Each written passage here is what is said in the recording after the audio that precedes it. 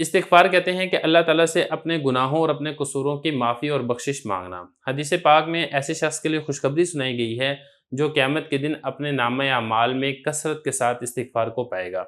بعض علماء نے ایک لطیف نقطے کی طرف اشارہ کیا ہے کہ یہاں پر یہ فرمایا ہے طوبیٰ لمن وجدہ، یہ نہیں کہا کہ طوبیٰ لمن استغفر استغفارا کثیرا، یعنی جو شخص کل قیامت کے دن اپنے نامہ اعمال میں کثرت کے ساتھ استغفار کو پائے گا، یہ نہیں کہا کہ جو کثرت کے ساتھ استغفار کرے گا۔ تو پتہ اس سے یہ چلتا ہے کہ صرف استغفار کرنا کافی نہیں ہے، بلکہ استغفار کو صحیح سلامت قیامت تک لے جانا یہ بھی ضروری ہے۔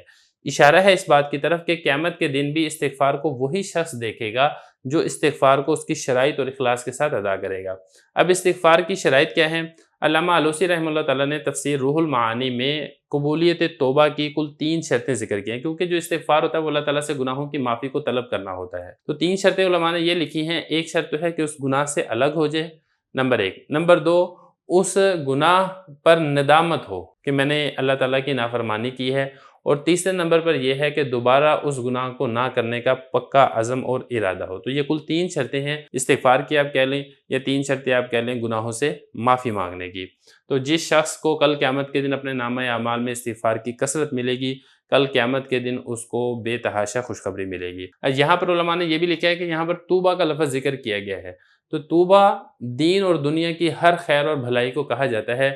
مطلب یہ ہے کہ جس کے نامہ اعمال میں کثرت کے ساتھ استغفار ہوگا، اس کو دین دنیا میں بھی اور آخرت میں بھی ہر قسم کی بھلائی اور خیر حاصل ہوگی۔